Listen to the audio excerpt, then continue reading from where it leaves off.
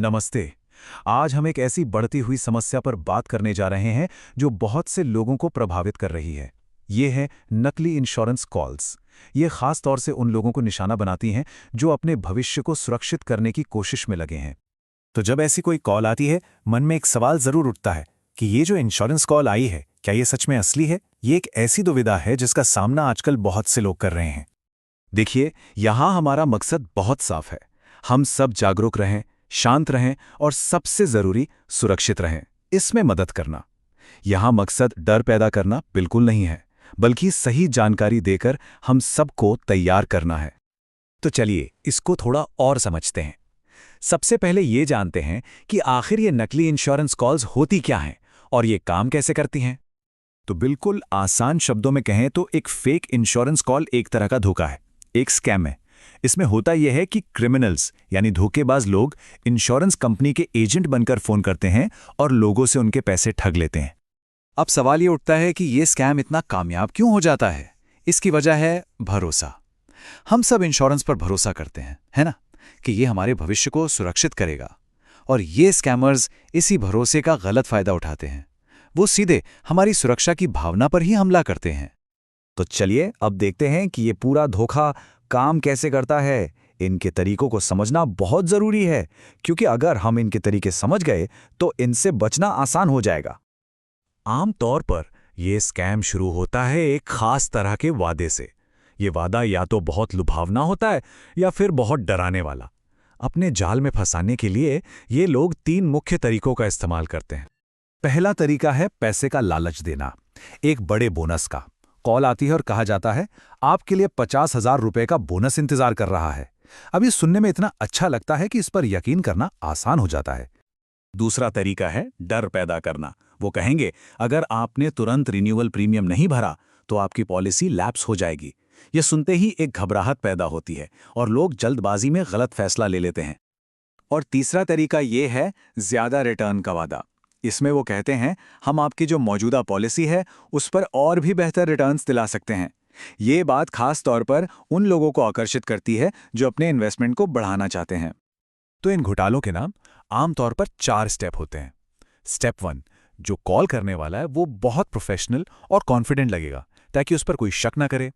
Step 2, जब थोड़ा भरोसा बन जाता है तब वो पॉलिसी नंबर या पैन कार्ड जैसी पर्सनल डिटेल्स मांगते हैं। स्टेप 3, फिर वो फौरन पेमेंट करने के लिए दबाव डालते हैं। बोलेंगे यूपीआई से कर दो या बैंक ट्रांसफर कर दो, ताकि सोचने का वक्त ही ना मिले। और स्टेप 4, जैसे ही पेमेंट मिलता है वो गायब हो जाते हैं, उनका फोन फिर कभी नहीं लगता। चलिए अब एक असल जिंदगी का उदाहरण देखते हैं जो मुंबई में हुआ था। इससे समझने में और आसानी होगी कि ये स्कैम असल में होता कैसे है।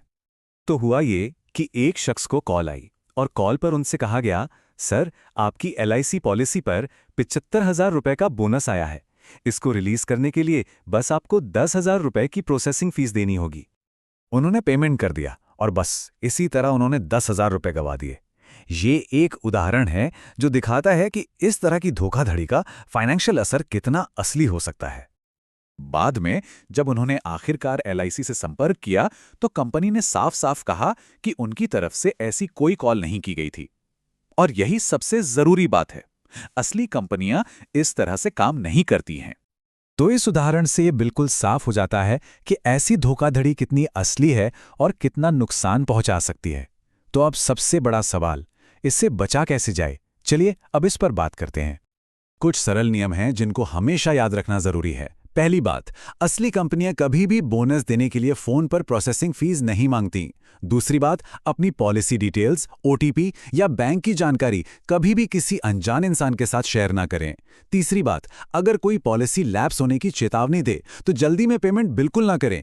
यह दबाव बनाने का एक तरीका है। हमेशा हमेशा अपनी कंपनी के ऑफिशियल कस्टमर केयर नंबर पर कॉल करके वेरीफाई करें। और आखिरी बात, अगर कोई भी कॉल संदिग्ध लगे तो उसकी रिपोर्ट जरूर करें, अपनी इंश्योरेंस कंपनी को भी और साइबर क्राइम पोर्टल पर भी। इससे दूसरे लोग भी बच सकते हैं। यहां पर यह बात बहुत साफ दिख रही है। स्कैमर का सबसे बड़ा हथियार क्या है? जल्दी मचाना और दबाव डालना। और हमारा सबसे शक्तिशाली बचाव क्या है? धीरे चलना और पुष्टि करना। तो अब हम उस एक सबसे जरूरी आदत पर आते हैं जो ना सिर्फ इस स्कैम से बल्कि और भी बहुत सारे ऑनलाइन धोखों से बचा सकती है। और वो आदत है, रुकें, सोचें, जांच करें। ये 3 शब्दों का सिद्धांत ही सबसे बड़ा सुरक्षा कवच है। याद रखिए, जागरूकता ही बचाव है। हमारा मकसद डर फैलाना नहीं, बल्कि जानकारी देकर सतर्क करना है, क्योंकि ज्ञान हमें ताकत देता है। तो सुरक्षित रहिए, सतर्क रहिए और हाँ, इस जानकारी को अपने परिवार और दोस्तों के साथ जरूर साझा कीजिए, क्योंकि जब हम सब मिलकर सतर्क रहेंगे, तो हम सब सुरक्षित रहेंगे।